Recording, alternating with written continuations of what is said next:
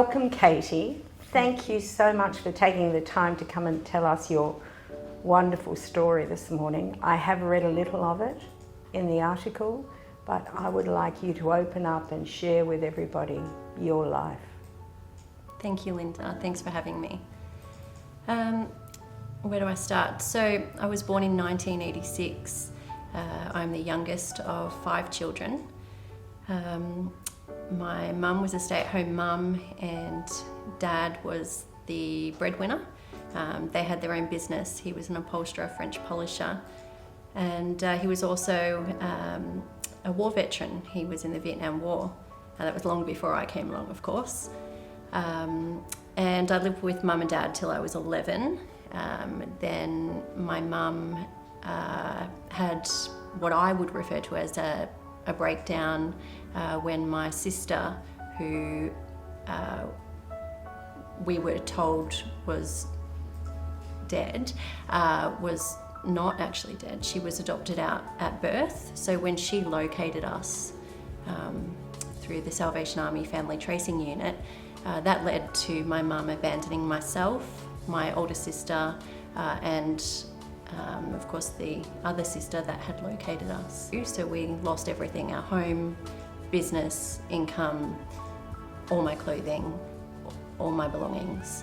Had to borrow clothes off my sister, who's 11 years older, and her wardrobe choices weren't my wardrobe choices, so that was very embarrassing. Bright red leggings with white polka dots. Actually, they were more like maroon leggings, but and I love my fashion. So we were living at the top of Dad's shop at the time. So I was sleeping next to the sink and alongside the toilet, and my dad slept downstairs underneath the cutting bench where he would cut his furniture. Because there was no shower or anything, it wasn't a home, we had nowhere to shower, so we would go to the local swimming pool on every third day to shower. That was until my sister, the one that's 11 years older, offered for us to move into her place with her partner and child to give us somewhere to live. She said, "Dad, if you continue living like that, you're going to lose Katie. Child protection would take her off you. You can't continue living like that." We were living in a state of poverty. We had no washing machine, we had no fridge, because we had nothing when Mum and Dad split. We had no car. Everything was just thrown together, and the lounge room really looked like a squaller's property. It was very embarrassing. So Dad and I lived there in the unit, in the flat in Ascot Vale, for quite some time, until my sister's rental that she was in with her partner and child, until that fell through for them. Then they moved in with us too. Them moving in with us wasn't actually a good thing, and also us living with them in their place prior. Her partner was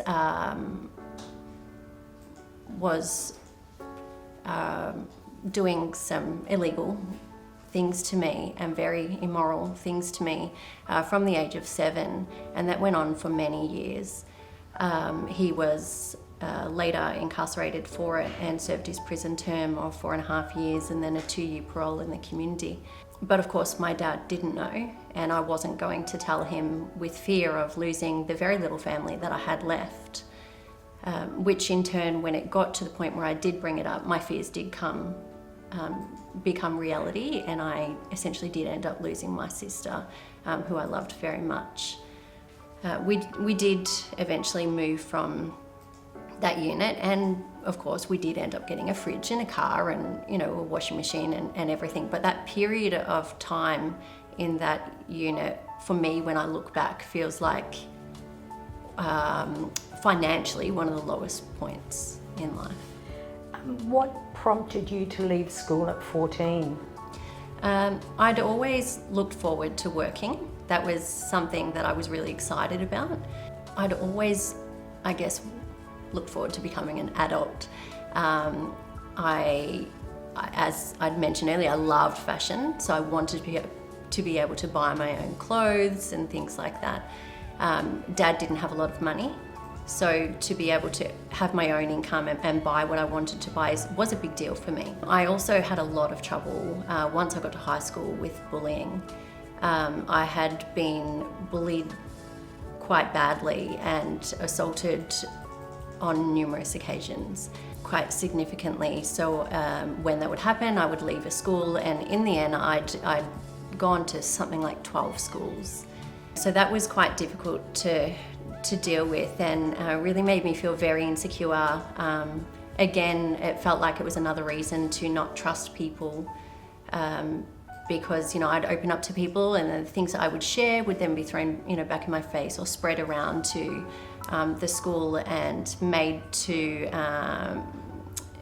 as a bit of a joke about me, when they were quite personal things that I shared. So leaving school at 14 and 9 months for me was an exciting time for me. I was really actually quite happy about that. I made sure I had a job lined up, and I didn't tell my dad I was leaving until I had a job lined up. And I said, "Dad, I'm leaving school." He said, "Well, have you got a job lined up?" I said, "I do." He said, "Now, when's this happening?" I said, "Tomorrow." And I left school for a hairdressing apprenticeship and worked at a high-profile hair salon in South Melbourne. So you mentioned that you were pregnant at the age of 16 and homeless. So how did that happen when you were employed and living with your dad? I assume your relationship with your father was fine. So take us through that, how that happened. Mm-hmm. So I found myself 16 pregnant, and 2 days prior I had ended the relationship with my boyfriend at the time. I always knew that if I fell pregnant at a young age, that my dad would not be happy about that. He had numerous conversations with me over the years because I was very verbal about mentioning how all I'd ever wanted in life was to become a mum. It was my biggest dream. I wanted to be a wife, and I wanted to be a mum. I was just looking forward to having my own family. I really wanted to have family. I ended up losing the baby at 9 weeks into the pregnancy, which I found incredibly difficult, and that took me a good couple of years to heal from emotionally and psychologically. You spoke about how you got into drugs and into violent domestic relationships. I can imagine it was very hard for you when your father rejected you after you had such a close relationship with him. How did that come about, and how did that affect you? I think because I came from a family where it was accepted with some people, it then gave me the impression that it's really not so bad. So I'd started quite young, and however, I'd never really seen myself as someone that was addicted. So I'm very thankful for that I never had problems coming off it. And I'd seen quite the opposite in some of my friends. In fact, I've lost some friends due to overdoses and whatnot. I had no issues coming off the drugs. The final thing for me that made me get off the drugs was when I found out I was pregnant with my eldest of my 4 children. So I had her 2 weeks before I turned 20, and I refer to her as my life changer because she really is my life changer. So she'd taken me from that life, and that was the beginning of something new. So how old were you when you had her?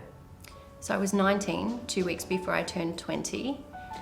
And you mentioned that previously, that the first time you were in church was when you were 22. So tell us how that happened. So I started going to church at another low point in life. So my marriage had ended. I was psychologically not in a good place, really struggling through life at the time. We were not in our home, so essentially we were homeless again. Going through a marriage breakdown and trying to manage everything, manage the kids and, manage as a single parent again, financially, and there were all these different things that we were battling with. At the time, we could do with some help with food. It was coming up to Christmas. There was an ad in a local newspaper for a food hamper, and I responded to that ad and put my name down, not knowing that it was a church. They said that when it was ready to be picked up, that they would contact me. They did so. I spoke to the lady on the phone, Emily, and I asked Emily if there was any ladies groups, any mothers groups or anything like that I could become a part of, assuming that it was a community centre that I was on the phone to, not knowing it was a church.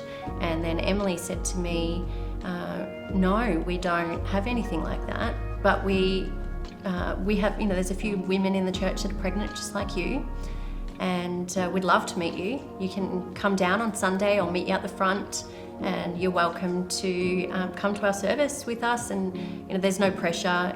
Don't feel obliged to come back. If that's not for you, that's fine, but you're more than welcome, and we would really love to meet you. So I actually laughed.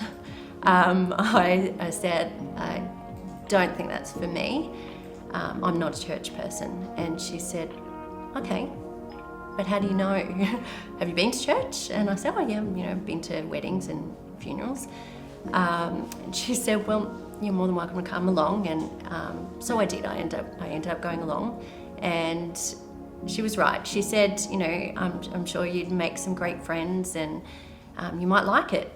And I did.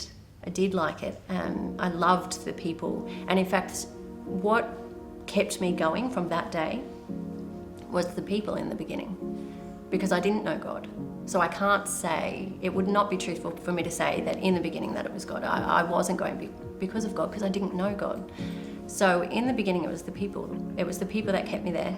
And it was the people that made me feel that I belong in that community group, in that church group.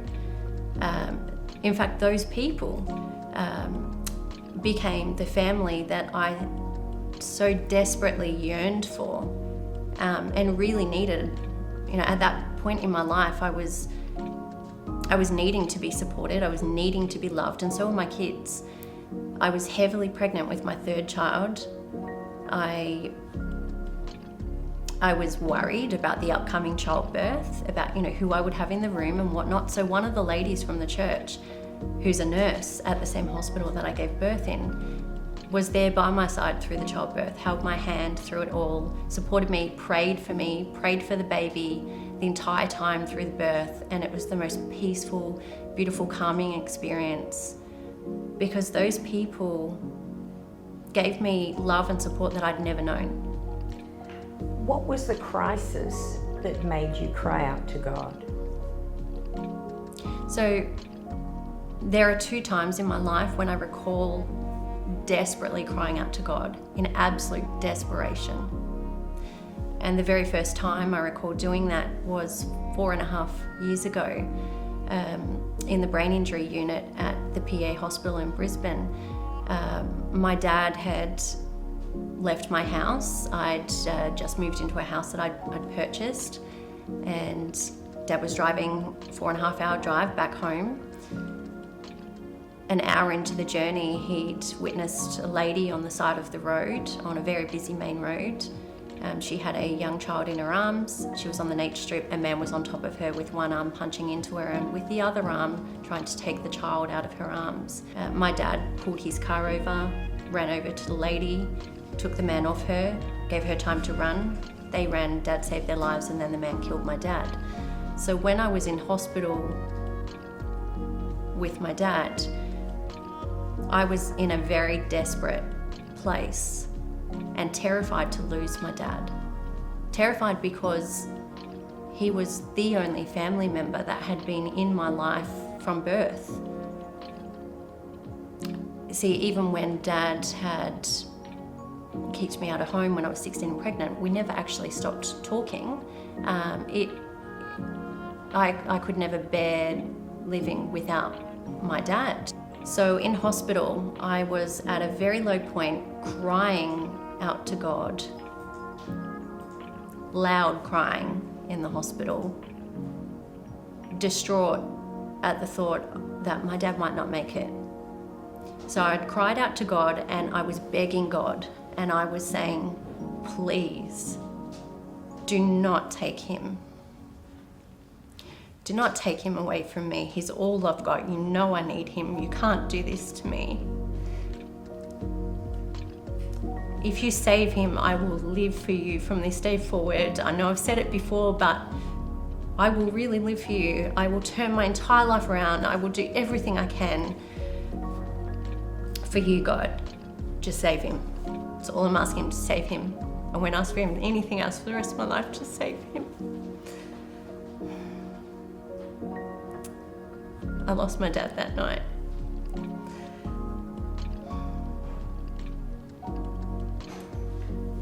So tell us about the second time. Sorry. The second time that I'd cried out to God was in this church in C3, Coomera. I was again at another low point. My marriage had ended and I had been seriously assaulted. He nearly killed me. And after that, I'd been in church. I was sitting down at the back of the church with my daughter. We were both sitting on the floor. It was dark, all the lights were dimmed, and we were holding hands, eyes closed, bawling my eyes out. And in my head, I'm just saying, God, you need to give me a miracle. You need to change my life. I need a miracle. I can't keep going through trauma upon trauma upon trauma. I would do anything, and I was desperate. Anything. You need to turn it all around. Every single bit. And I was going through the different points in my life to God. I'm going, you need to turn around with my kids. You need to turn it all around with my finances. You need to turn it all around with the types of people that I have in my life and the sorts of things that I'm accepting. You need to turn it all around in relation to my self-confidence, my self-worth. You need to turn it, all around, in relation to, my psychological state. Because at that point, I was at a low point. I was struggling. I was feeling quite depressed. I was feeling very lousy about myself, very unsure about where things were headed, and quite worried about the future. I felt that desperate about saying to him, I need you to change my life. I was very desperate. I knew that I just couldn't cope living in a state of fear in that traumatic, traumatized state of mind anymore. It all needed to change. And it did. It did. So how is life now? I feel that when I talk to people about how life is now, the way I describe it is as if I was plucked out of my old life and dropped down into an entirely new world, an entirely new life, an entirely new frame of mind. Everything's different. How so? Tell me. I feel safe. I feel safe for the first time in my life. So do you think when you're in the hospital, often we pray for things and God doesn't do what we pray for, but from listening to you, for me, it's like God was saying, everybody else has always let you down. Turn to me. I'll be your dad. I'll be the one who will never let you down. Do you feel that? Absolutely, yeah. So what is your life like now? So now I'm safe. I feel loved. I feel supported. I feel encouraged. I feel free. I feel that I'm now in a place, finally, where I can be of help to someone else, where I can encourage someone else, where I can, be that listening ear or support someone in whatever way it is that they need help and support.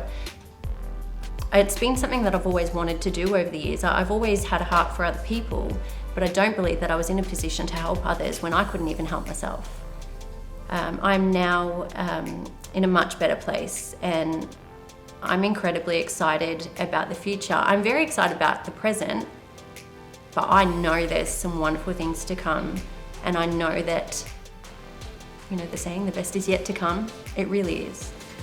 I remember reading in your article that you said, even through all your traumatic life, that you have gratitude, you feel triumph, victory, and hope. How can you say that when your life was as it was? And this is what you were saying prior to your conversion to Christ. So to me, that's an indomitable spirit. And what do you think God's calling you to do with your life now? Well, I feel that I've always struggled with feeling that I don't fit in. So whether it be in a school setting, a work setting, you know, friendship groups, I've always felt different to people, and I've never been able to pinpoint why. Why do I feel different? I've often felt there's something wrong with me that I need to change. It's still a journey that I'm on. I can't say 100% that you know, snippets of that don't exist. Yes, they do. I'd be lying if I said they didn't. It is a journey. Life's a journey. I feel that my place in life and my calling is to help the misfits, is to help the people that feel that they don't measure up, the people that feel that they're often abandoned, that feel that they're not one of us. I like to let people know that you matter, that your story matters, that you are loved, that you're welcome. You're welcome in our church, you're welcome in our home, you're welcome to be my friend. You know, I don't ever want anyone to feel that they don't matter in this life. Each and every one of us matter. And we all have our very own special place. We are all unique, and we all have our own qualities, and we don't have to be like anyone else. You know, and no two people are the same, and that's okay.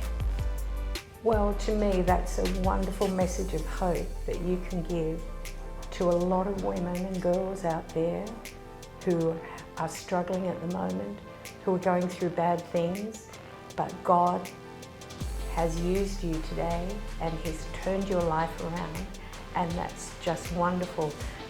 I'm humbled by your story, actually, and I think you're an amazing woman. You are triumphant, you are victorious, and you're full of hope.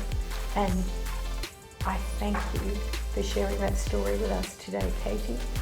Thank you very much, Linda. Bless you. Thank you so much. I really hope that this has helped someone, even if it's one person.